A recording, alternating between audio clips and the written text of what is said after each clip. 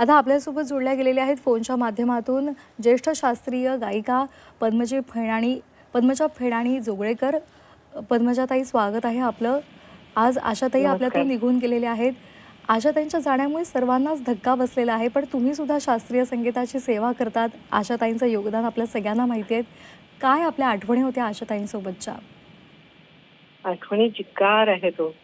पण अगदी म्हणजे या लता दीदी नंतर, भारतरत्न लता दीदी नंतर भारतीय संगीत युगातलं एक महान पर्व संपलं असं मला वाटतं. कारण त्यांनी विविध भाषांमध्ये, भारतातल्या जेवढ्या जेवढ्या भाषा आहेत त्याच्यातल्या सगळ्या भाषांमध्ये त्यांनी हजारो गाणी गाऊन जागतिक विक्रमच केला. आणि लता दीदींबरोबर स्पर्धा असताना सुद्धा त्यांनी स्वतःची शैली निर्माण केली. आपल्या कष्टाने, रियाजाने, मेहनतीने हे नाव मिळवलं. त्यांच्यासाठी तर खूपच कठीण होतं घर सोडलं तेव्हा. आणि बऱ्याच वर्षांपूर्वी, कित्येक वर्ष लाईव्ह म्युझिशियन्स बरोबर गाणी रेकॉर्ड करणं हे तशी सोपी गोष्ट नव्हती. कारण मीही हा अनुभव भरपूर घेतलेला आहे. माझी भरपूर गाणी लाईव्ह झालेली आहेत. तर त्यावेळेला सगळे म्युझिशियन्स मोठे मोठे बसलेले असतात. त्यांच्याबरोबर एका फटक्यात तो सगळा त्या गाण्याचा निचोड येणं ही खूप मोठी गोष्ट असते. आणि त्यांनी तशी शेकडो गाणी गायली, लोकप्रिय केली. खरोखरच फार मोठी गायिका आपल्यातनं गेली याचं मोठं दुःख आहे. आणि मला तर त्या अगदी आपल्या घरच्याच समजायच्या. कारण मी अनेकदा हृदयराजींकडे शिकायला जायचे त्यावेळेला दीदींची तर भेट व्हायचीच, परंतु कधी कधी त्यांची सुद्धा भेट व्हायची. पण स्त्री सुलभ प्रश्न त्यांनाही असायचे की अय्या किती छान तुझा तोडा आहे, किती छान तुझी साडी आहे, तुझं काय काय चाललंय, ते नेहमी चौकशी करायच्या. आणि मला आश्चर्य वाटायचं, अरे किती एवढी मोठी बाई पण किती स्त्री सुलभ प्रश्न यांना सुद्धा पडतात. आणि एकदा तर मी त्यांना म्हटलं, अरे किती छान साडी आहे तुमची. म्हणजे हवंय तुला, मी तुला संध्याकाळी घरी पाठवून देते. मला फार इतकं ऑकवर्ड म्हटलं, पण खूप प्रेमाने त्या बोलायच्या माझ्याशी. आणि भरपूर आशीर्वादही त्यांनी दिलेले आहेत. त्यांचं मला आवडणारं, अतिशय आवडणारं गाणं, अनेक गाणी आवडतात मला.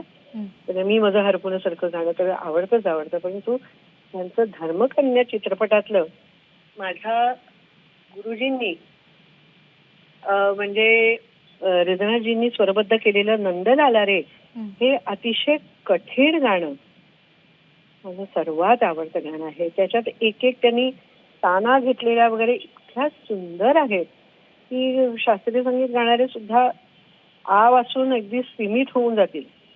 नाट्यसंगीत गायल्या, त्या पॉप गायल्या, रॅप गायल्या, कॅबरे गायल्या, काय गायचं कुठलंही क्षेत्र त्यांनी संगीतातलं सोडलं नाही. त्यांच्या वडिलांची जी नाट्यसंगीतं होती ती फार कठीण अशी नाट्यगीतं होती. आणि ती सुद्धा त्या अतिशय लीलया गायल्या. वयाच्या 90व्या वर्षी दुबईमध्ये जाऊन त्यांनी जो काही परफॉर्मन्स दिला, हॅट्स ऑफ टू हर. खरंच ज्या वयामध्ये लोक काठी टेकत जातात, चालतात, त्या वयात या बाईने उभं राहून तासनतास गाण्याचा कार्यक्रम केला. त्यांच्याकडनं खरोखर ही गोष्ट घेण्यासारखी आहे, उचलण्यासारखी आहे. माझी अनेक आठवणींपैकी एक म्हणजे स्विमिंग पूल, महात्मा गांधी जो दादरला स्विमिंग पूल आहे तिथे नूतनीकरणाचा कार्यक्रम होता आणि दिवाळी पहाटचा कार्यक्रम होता माझा.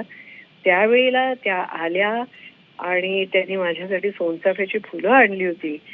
आणि खूपच तो म्हणजे ती सुगंधी आठवण मी कधीही विसरू शकत नाही. भरभरून आशीर्वाद मला दिले. मी खूप भाग्यवान आहे या मंडळींशी जोडले गेले. आज त्या नाही आहेत, प्रचंड मनाला त्रास होतोय, परंतु परमेश्वर त्यांच्या आत्म्याला शांती देऊ, बस एवढीच प्रार्थना करते. अगदी पद्मजाताई, जसं तुम्ही सांगितलं की त्यांचं सगळंच उत्कट होतं आणि त्यांचं संगीतावर इतकं निस्सीम प्रेम होतं आणि त्याच निस्सीम प्रेमापोटी अगदी वयाच्या 92व्या वर्षीपर्यंत त्या गाण्याचा रियाज करत राहायच्या आणि आजही त्यांचा आवाज हा तितकाच चिरतरुण होता.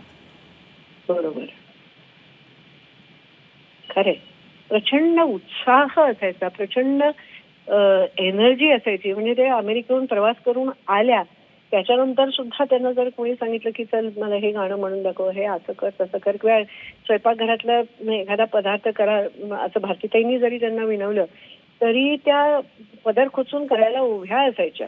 इतकी त्यांच्यात प्रचंड ऊर्जा होती. अगदी धन्यवाद आपण व्यक्त केलेल्या या भावनांसाठी.